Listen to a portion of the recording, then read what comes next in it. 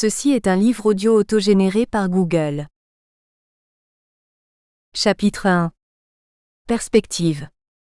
La lecture attentive de la Déclaration universelle des droits de l'homme, dans sa traduction française du moins, met en évidence que son texte recèle nombre d'expressions pour précisément désigner l'homme. On nomme ainsi tous les êtres puis chacun. Puis arrive le tout individu suivi de tous.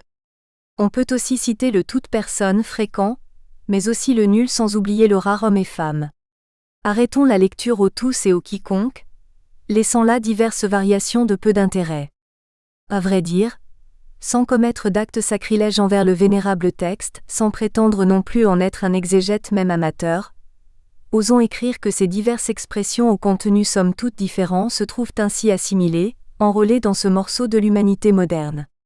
On suppose que ces variations vont éviter une lassante répétition, favorisant ainsi la lecture, au moins dans sa langue d'origine. De toutes ces expressions, presque synonymes, tentons au cours de notre propos de n'en retenir qu'une. Essayons de nous limiter au mot individu, étymologiquement simple et bien affirmé, ce qui ne se divise pas. Sans en être totalement certain, on reconnaîtra qu'il s'agit d'un individu humain, même si stricto sensu, le ver de terre mérite aussi ce vocable. Le mot individu accompagne bien notre propos en ce sens où il implique, d'emblée, dans une acception intuitive, diverses notions qui se retrouvent au cœur de notre discussion. Tout d'abord, l'individu ne se divise pas. De fait, cette négation sous-entend que l'on peut imaginer, tenter peut-être, de le diviser. Un triste individu, raccourci comme le rapporte l'expression populaire par la guillotine, reçoit-il encore ce qualificatif ?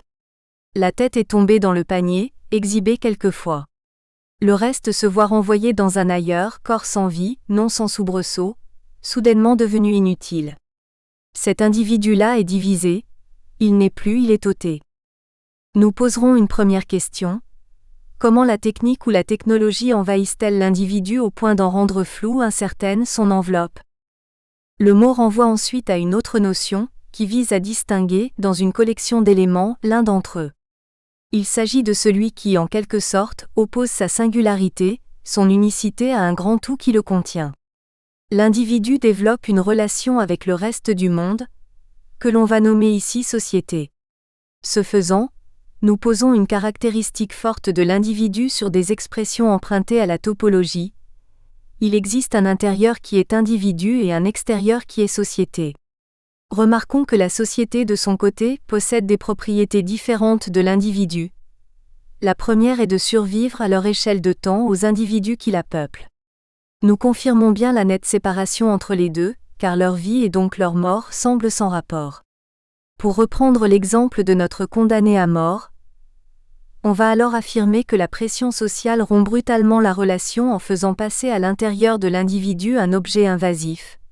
Le couperet soigneusement aiguisé. La société exige de pénétrer l'intérieur de cet individu. Voici bien le principe des meilleurs supplices. On perçoit que la notion de frontière, de limite entre l'intérieur et l'extérieur, joue un rôle fondamental. À cette frontière physique, l'individu va utiliser ses divers sens. Ils vont lui autoriser un supplément d'information pour pouvoir se former un jugement en suivant des critères d'expérience, de valeur morale. Ensuite, peut survenir une phase active, réponse de l'individu à l'environnement qu'il rencontre à ce moment. Comme postulat, nous posons donc que cet individu sensé doit avoir une perception claire de ce qu'il est. C'est-à-dire que cette frontière que nous discutons existe, peut être décrite, rendant par là possible l'inventaire de ce qui se trouve à l'intérieur sans ambiguïté. Il est aussi possible de connaître ce qui lui est extérieur, ce qui n'en fait pas partie. Notre deuxième questionnement sera donc : comment la technique perturbe-t-elle la relation entre l'homme et la machine ? L'individu est conjonction indissociable d'un inné et d'un acquis. Cet inné est, jusqu'à preuve du contraire pour les humains, le fruit d'une rencontre sexuée. Deux autres individus produisent un nouvel individu, réponse en forme de projet à leur destin mortel. La rencontre pleine de hasard de deux gamètes donne naissance à un nouvel être, un autre. Par l'inné, ce nouvel être sera doté de propriétés diverses et multiples. La couleur des yeux, l'aptitude à comprendre les mathématiques, une dentition fragile. Ces diverses propriétés déterminent le caractère unique, donc exceptionnel, de l'individu. De son côté, l'acquis témoigne du passé de l'individu, il raconte son passé. L'ensemble de son savoir participe bien sûr au premier chef dans l'élaboration progressive de cet acquis. Ce savoir peut dans certains cas majoritairement déterminer l'individu par confusion entre le savoir-faire et l'être. On parlera alors du boulanger, du médecin. On désigne à la fois l'homme, la profession, la fonction, le lieu. Les rencontres, elles-mêmes souvent fruits du hasard, orientent sa vie également, quelquefois radicalement et définitivement. Rendre compte de ces deux notions, l'inné et l'acquis, c'est dire leur caractère intimement mélangé, mêlé au sein d'un individu. C'est aussi affirmer la nécessité dans la complémentarité de l'une et de l'autre. La science rend possible la maîtrise des générations, de façon industrielle chez les animaux, à un stade expérimental chez l'homme. Quelles conséquences dues aux manipulations sur l'inné discerne-t-on dès à présent vis-à-vis de la notion d'individu ? Telle sera notre troisième question posée à propos de la technique. C'est donc par rapport à ces trois approches et ces trois questions que nous allons maintenant évaluer les perturbations apportées par la technique à la notion d'individu. Le dessein est d'ouvrir le champ de la réflexion par un petit panorama de ce que la science peut aujourd'hui produire. Cette ouverture apparaît nécessaire pour deux raisons, avant de laisser la plume aux philosophes. D'une part, la science avance de façon exponentielle. De façon banale, cette assertion signifie que plus de temps s'est écoulé pour passer du fardier de Cugnot à la première voiture de série que du premier transistor électronique à l'exploration lunaire. Il semble cependant que le supplément de science soit plus important dans le second intervalle que dans le premier, mais cela peut aussi être un effet de l'immodestie de notre génération.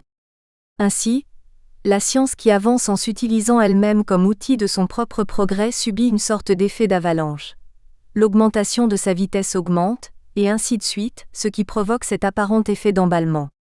Par contre, le premier observateur des effets de la science, l'homme qui vit dans son époque, voit sa vie d'une durée approximativement constante.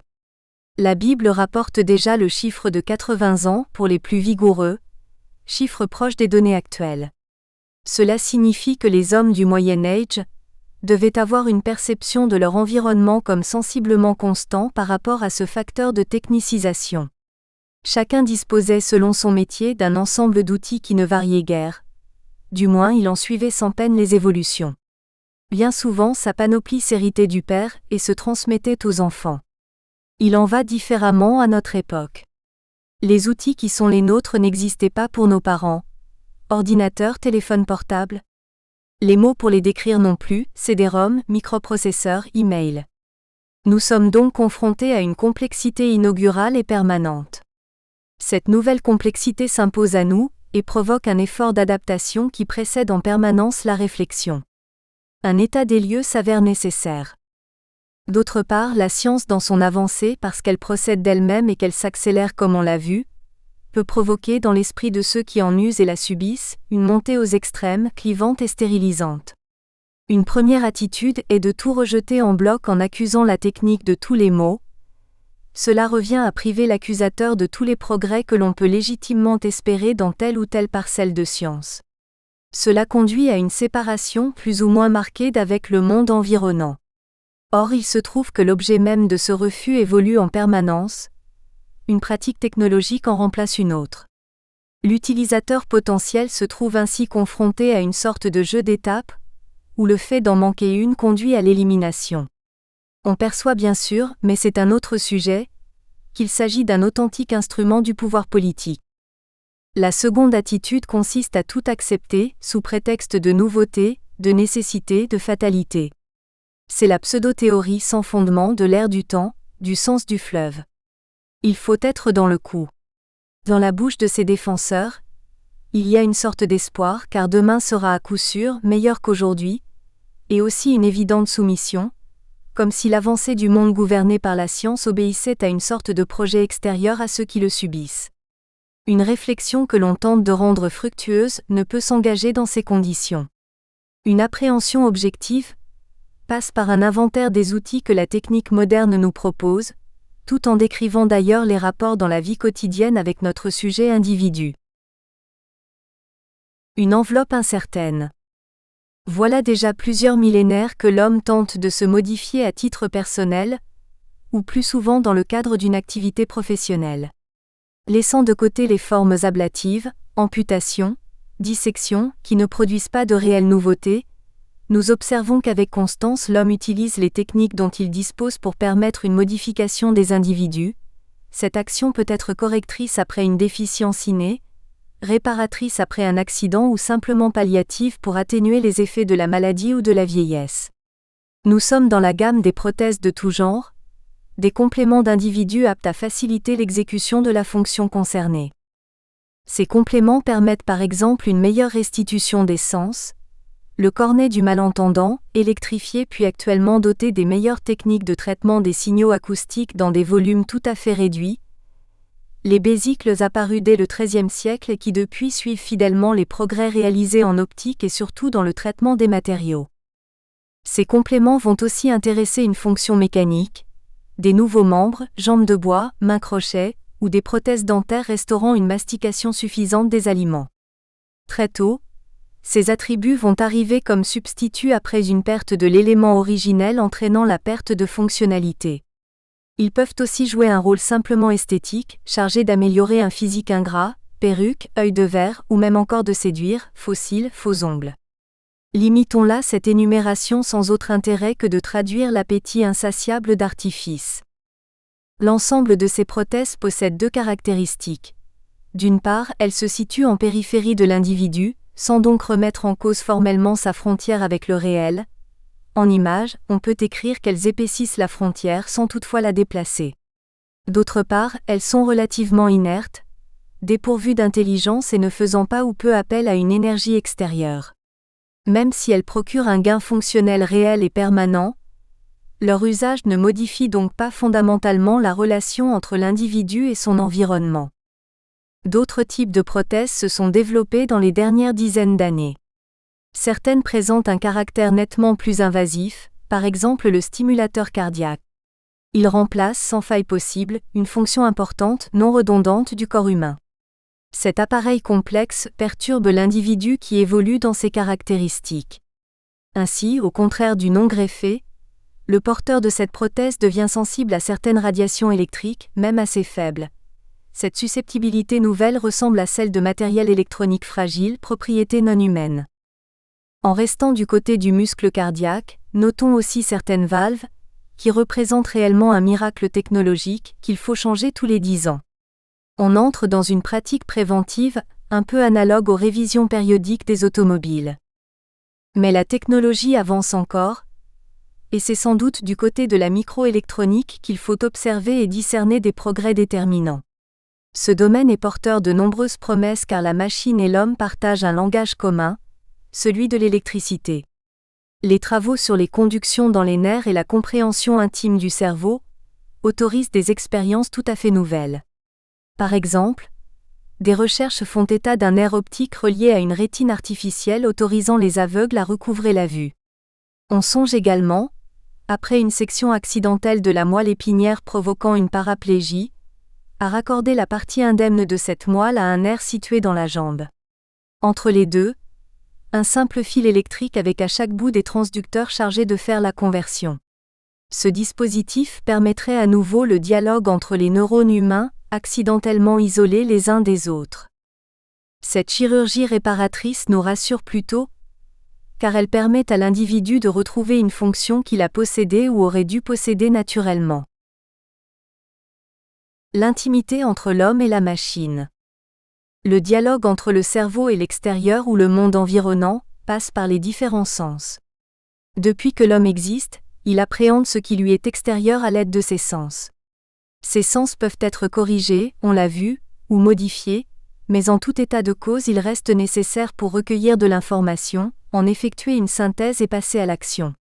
Une connexion directe au cerveau par une puce électronique permet la liaison avec un environnement artificiel, machine, ordinateur. Il devient facile de lire dans le cerveau et d'y écrire. Par exemple, un ami malgache vient dîner ce soir et on souhaite dialoguer dans sa langue maternelle. Il suffit de brancher son cerveau par liaison radio sans doute, sur une méthode assimile version futuriste, et en quelques minutes, on a l'intelligence de cette langue, sans apprentissage préalable. Voilà bien de quoi ruiner la profession d'interprète. De même, en pratiquant une connexion directe, sans locution intermédiaire, la communication de cerveau à cerveau, en paroles silencieuses, commence à pouvoir être sérieusement envisagée, au moins dans un stade rudimentaire d'échange des émotions, peur, plaisir. La caractéristique commune à ces recherches est d'adjoindre à l'individu des capacités qui lui sont ordinairement extérieures, essentiellement capacités de calcul et possibilités sensorielles nouvelles. En effet, en matière de calcul, l'observation depuis quelques décennies permet de prédire sans trop de risque de se tromper, qu'aux alentours de 2020, dans moins d'une génération humaine, l'ordinateur à bon marché accomplira autant d'opérations élémentaires à la seconde que le cerveau humain. De la même façon que l'homme s'est doté de moyens de transport pour suppléer sa force musculaire, il est aisé d'imaginer que, la technologie l'autorisant, il utilisera un moyen de pensée multipliant ainsi ses facultés.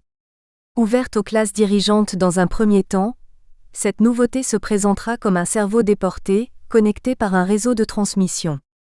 D'ailleurs, pourquoi ne pas envisager un parallèle avec les moyens de transport qui existent sous forme individuelle et sous forme collective, les transports en commun?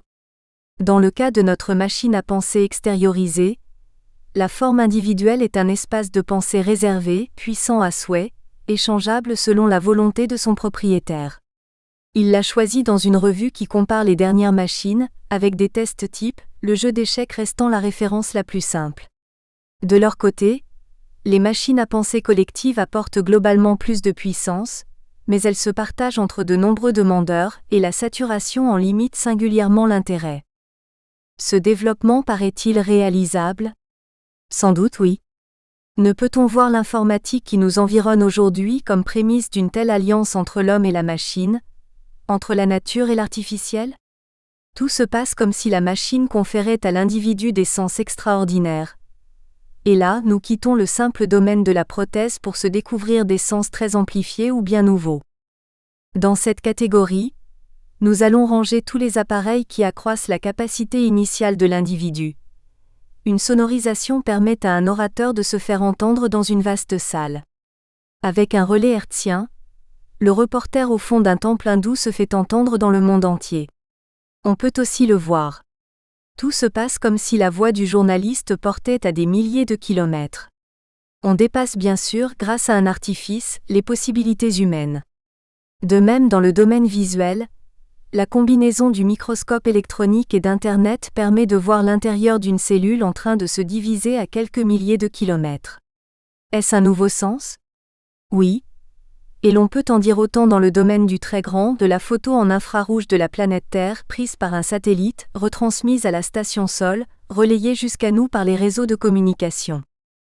La machine apporte à l'individu une capacité de voir différemment, et aussi d'observer des images qui n'appartiennent qu'à l'abstrait, par exemple la carte en temps réel des embouteillages automobiles de la ville de Paris sur le réseau Internet. Il s'agit d'un objet apparemment vivant, avec en légende des accidents localisés, des travaux en cours. Tout cela est présenté sous forme d'une carte synthétique qui évolue chaque minute, et qui aide l'automobiliste à prendre une décision sur le choix de son trajet ou l'opportunité d'entreprendre le voyage. Il s'agit bien de prolonger nos sens afin d'obtenir une information pertinente, apte à influer sur notre comportement. En observant une de nos journées, il faut constater que nous avons bien souvent intégré ces médias que les esprits simples assimilent encore à de la sorcellerie. Comment un combiné téléphonique peut-il parler? Comment nous situons-nous par rapport à la voix synthétique de l'horloge parlante? Combien de personnes sont-elles mal à l'aise pour parler à un répondeur téléphonique? Sans doute ces personnes n'admettent-elles pas de franchir les limites naturelles de nos sens. Toute personne, sous-entendu, d'un monde technologiquement dominant, se voit ainsi dotée de qualités de communication hors du commun.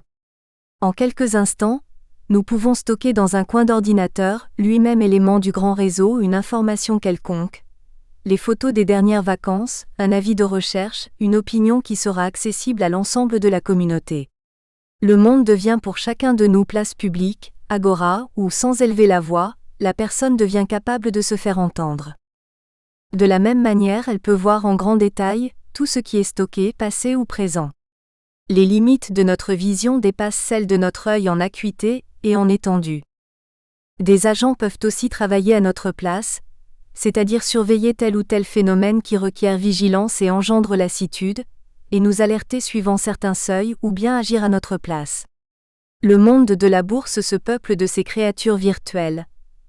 On peut créer un agent chargé de surveiller la bourse de Hong Kong qui, pendant la nuit, va acheter ou vendre telle action. Il se développe aussi des agents secrétaires qui, connaissant nos habitudes et les contraintes du calendrier, vont négocier un billet d'avion à notre place. Ainsi, celui qui organise son voyage est prolongé dans son action par un mécanisme intelligent, à qui il délègue autorité pour effectuer à sa place une transaction. Ce sont les réseaux informatiques et Internet au premier chef qui autorisent un tel mode opératoire. On perçoit dans ce contexte que les sens et les membres de l'individu sont prolongés artificiellement. Muni de ces mécanismes, il opère à l'autre bout de la planète, même quand il dort. Les possibilités alors obtenues et les pouvoirs qui en résultent dépassent largement celles de l'enveloppe originelle de l'homme en question. Il nous faut maintenant aborder les techniques de la réalité virtuelle. Elle est restée longtemps confinée, surtout dans des laboratoires d'université, sans interférer dans notre quotidien. C'est désormais chose faite.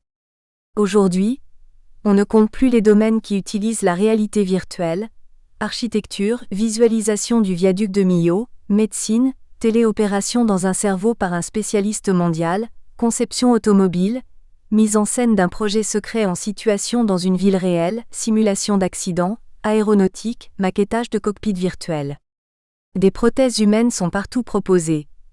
Lunettes légères d'immersion dans un univers parallèle, gants à retour d'effort, c'est-à-dire envoyant au porteur des sensations de pression et de force.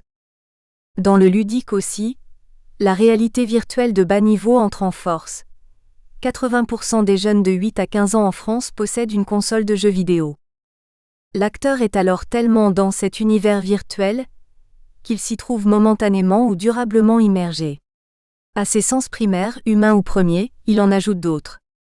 De ses mains, ses doigts, il réussit à augmenter le pouvoir opératoire par des greffes techniques et distantes. La révolution est que le roi n'est plus seul à voir le paysage défiler en chaise à porteur sans bouger les jambes. Toute une civilisation y a accès, simultanément, en se connectant à la machine qui nous entoure. Dès lors, se posent des questions qui ne sont pas philosophiquement inaugurales, mais dont la permanence et l'amplitude nouvelle justifient un intérêt inégalé car la relation de l'individu à son environnement est bouleversée.